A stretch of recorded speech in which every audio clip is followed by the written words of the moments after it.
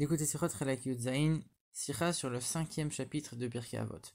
Dans ce chapitre, il y a une des Mishnayot qui nous dit « Voici 10 choses qui ont été créées le 6e jour de la création, juste après le coucher du soleil, juste avant que Shabbat ne rentre. » Il y a pas mal de choses miraculeuses, et on cite aussi le tombeau de Moshe Rabbeinu, le bélier de Abraham, etc. Et on dit, il y en a aussi qui rajoutent les démons, et les pinces, les tenailles, les pinces qui ont été fabriquées à partir d'autres pinces.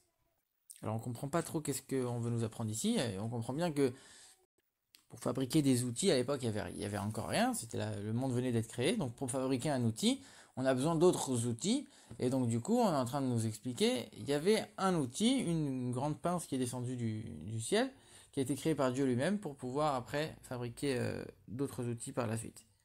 A priori, quel rapport on vient nous dire que ça a été créé en dernier, juste avant que Shabbat ne rentre dans les 6 jours de la création? Quel est le rapport? Toutes les autres choses, on voit que c'est des choses qui sont miraculeuses. On nous dit la terre qui s'est ouverte en Korah, que pour avaler Korah, la bouche de l'ânesse de Bilam qui a parlé, le bélier de Abraham, etc. Donc on voit qu'il y a plein de choses miraculeuses. Et là, on est en train de nous dire, ouais, les outils, les pinces, on ne comprend pas trop qu'est-ce qui se passe.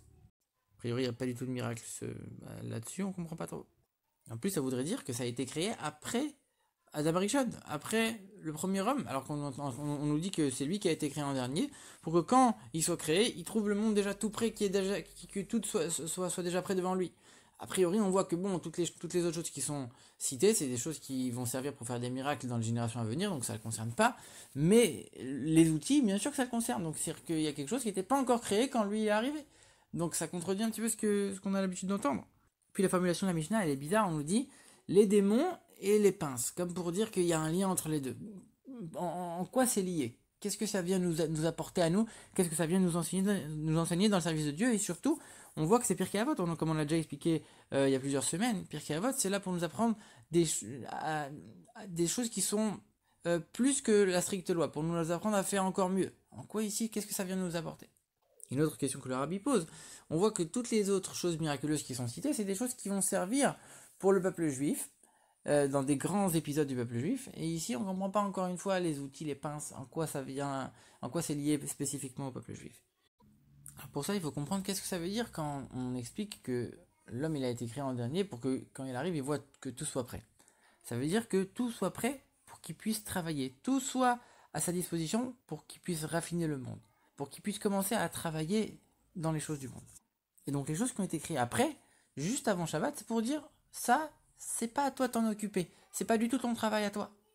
C'est juste avant Shabbat, comme pour dire ça a été même créé, on va dire même pendant Shabbat, si on peut dire, comme pour te dire ça fait pas partie du travail normal de la semaine, c'est quelque chose que tu n'as pas à raffiner. De la même manière que Shabbat, on ne travaille pas, on se repose et on se consacre que à des choses spirituelles, ça, tu vas pas du tout avoir de contact avec dans ton travail de raffinement du monde. C'est pour ça que d'ailleurs, c'est des choses qui sont miraculeuses. Soit des choses qui sont miraculeuses, donc complètement à un niveau qui dépasse l'homme, ou alors même l'inverse. On voit qu'en vérité, il y a aussi l'inverse. Quelque chose qui est tellement bas que l'homme ne peut pas élever, ça aussi c'est la même chose. C'est quelque chose que l'homme ne peut pas travailler, ne peut pas raffiner, et donc on va aussi intercaler ça. Cette création va être aussi juste avant le Shabbat de la création. Donc maintenant on comprend pourquoi les démons aussi ils ont été créés à ce moment-là. Les démons, c'est pas à nous de les raffiner, c'est pas à nous de faire quoi que ce soit pour les élever, c'est pas dans notre pouvoir. Ou du moins, c'est pas dans notre pouvoir limité. Pour ça, il faut complètement se dépasser, il faut sortir des limites de la nature et des limites du monde. Et ça, du coup, c'est pas du tout l'ordre normal du monde, donc on va pas commencer à le mettre dans l'ordre de la création, on le met juste à la fin pour dire que c'est pas du ressort du travail de l'homme, ou du moins pas du travail normal. Et c'est pour ça que Adam, on voit que les lettres de Adam, c'est Aleph, Dalet, Mem, c'est dans l'ordre alphabétique, ça montre qu'il y a un travail qui est un travail limité, on fait les choses dans l'ordre, etc. Et quand on change les lettres de Adam, ça fait Méod. Ça veut dire qu'on sort de tous nos moyens, de toutes nos limites. Et donc on voit que voilà, Adam c'est la création, c'est l'homme, c'est les choses qui sont naturelles, etc.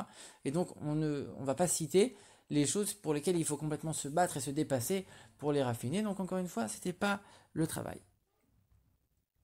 Et donc les démons qui ont été créés à cause des fautes de l'homme, et qu'on ne peut pas raffiner, ils sont aussi inclus dans cette catégorie. Et c'est vrai qu'en vérité, on dit que eux aussi, ils ont été créés pour devenir, pour devenir bons, pour être transformés en bien. Mais pour ça, il faut une force particulière, une force qui vient d'en haut, et c'est pour ça qu'on le met à côté du Shabbat. Le Shabbat, ça montre tout ce qui vient d'en haut, tout ce qui nous dépasse et qui est accompli grâce à l'aide de Dieu. Et maintenant, on va pouvoir comprendre pourquoi on rajoute aussi dans cette liste de choses qui ont été créées juste avant l'entrée de Shabbat, au moment de la création, pourquoi on rajoute les pinces, les outils. Pourquoi, alors qu'on dit la pince qui a été faite par une autre pince. En vérité, quand on nous dit ça, on est en train de comprendre que la première pince, si on pourrait dire, c'est Dieu qui l'a créée, et avec cette pince, on a fait une seule et unique chose, c'est de créer une deuxième pince. Comme pour dire, cette première pince, elle avait aucune autre utilité que de créer une autre pince.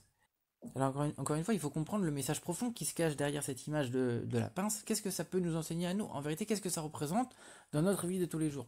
Le Rabbi explique que ça représente toutes les choses qui vont amener à une mitzvah, même si a priori, c'est pas une mitzvah en soi. Et il donne un exemple. Il dit par exemple quelqu'un qui va aller couper du bois, et avec ce bois, il va faire un feu. Et avec ce feu, il va forger une lame, et avec cette lame, il va faire une brit mila. Alors a priori, le bois, il n'est pas lié directement à la brit mila. Et pourtant, toute la chaîne qui a fait en sorte que la brit mila soit possible, elle a commencé grâce au bois. Donc on voit que même si a priori nous, on ne donne pas d'importance au bois, on ne donne pas de sainteté à ce bois, malgré tout on voit qu'il a une importance, ce qui permet d'accomplir une mitzvah par la suite.